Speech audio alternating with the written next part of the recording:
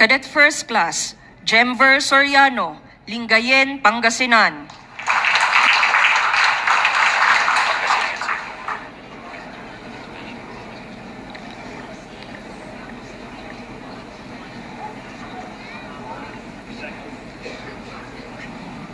Okay, so ito na yung si Jemver Soriano. Ito na yung pangyayari. No? Tignan natin isa-isa. One by one ha. Tignan natin. Lumapit siya. Bumulong siya. Hindi niya narinig. So, at this point in time, inulit niya. So, nakita ninyo, nilapit ni Jemver yung binubulong niya. So, at this point in time, narinig na ni VP. Narinig din nito. Dito, sa puntong ito, tahimik pa itong si Gibo. Wala siyang reaction, kumbaga walang reaction. Kita natin, titignan natin si VP dahil narinig na niya, kasi si BBM pinaulit niya eh. Pero si VP narinig na niya yun. Kita ninyo tong hawak-hawak niya.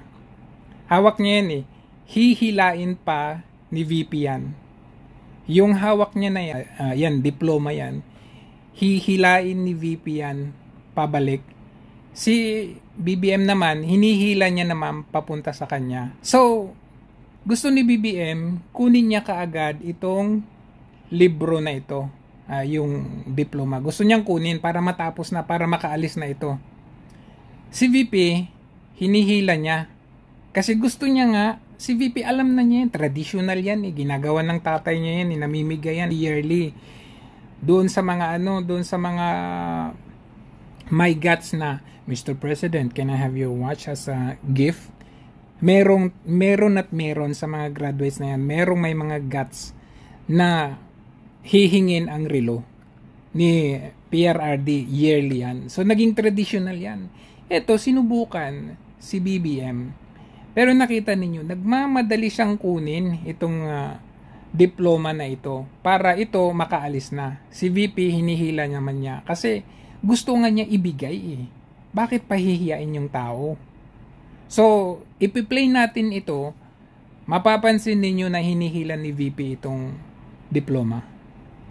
Dito, at this point in time, ayan, hawak ni VP, hinihila niya. Okay? Hawak ni VP, ayan, hawak ni VP, hinihila niya. Ulitin natin, hawak ni VP, hinila niya. Hawak ni VP, ayaw niyang bitawan. Hawak ni VP, ayaw niyang bitawan. Pero hinila niya. So dito, walang reaction si Gibo. Pero nung nakaalis na si Soriano, saka tumawa si Gibo. Mapapansin nyo dito, ayan na, may ibubulong si Gibo. Ayan, binulong niya kay Browner. Ayan, tapos tumawa. Ayan, binulong kay Browner, tapos tumatawa sila. Ang bastos, di ba? Grabe. Tapos, chinismis pa ni BBM kay Gibo kasi alam ni BBM na hindi nag-react si... Ayan chinismis niya. Ayan chinismis niya. Tapos si Gibo, ayan. Hindi pa tumigil si Gibo, kakatawa. Tingnan nyo si Gibo. Tumawa yan, hindi yan tumigil. Hanggang sa dalawang, ayan yung rilo, kapal naman ng mukha nun. Parang ganun ang dating eh. Diba ang kakapal ng mga pagmumukha nila? Alam niyo kung bakit? Sabi ko nga, yearly itong kinagawa kay Tatay Digong, ibinibigay ni Tatay. Hindi pa tumigil si Gibo. Oo. Kaya naman siguro pala, ayaw ibigay ni BBM. Kasi ang kanyang relo ay Patek Philippe. Kaya naman pala, tumataginting na. So, ang relo nitong si Marcos Jr., Patek Philippe Nautilus 5986G. Magkano po yan? Titignan natin ang kanyang presyo. Ay 608,700.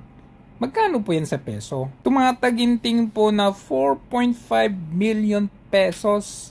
Kaya naman pala ayaw ibigay. Samantalang si Duterte, mapa PMA man yan o Philippine Marine Corps, binibigay niya yan.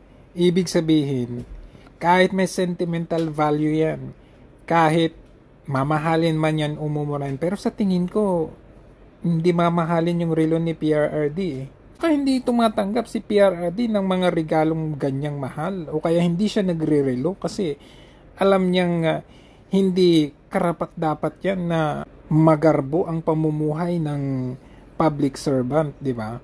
So si PRRD, wala lang yan sa kanya. Siya pa ang magsusuot sa'yo ng relo. Kasi iniisip ni PRRD, itong mga taong ito ang lalaban, itaya ang buhay para sa bansa. Ayan, a very nice gesture from a former president. Samantala, itong mukong na ewan ko paano naging presidente ito, bastos. Ayan, walang pakialam sa'yo. Why would I give you my watch? My Patek Philippe watch.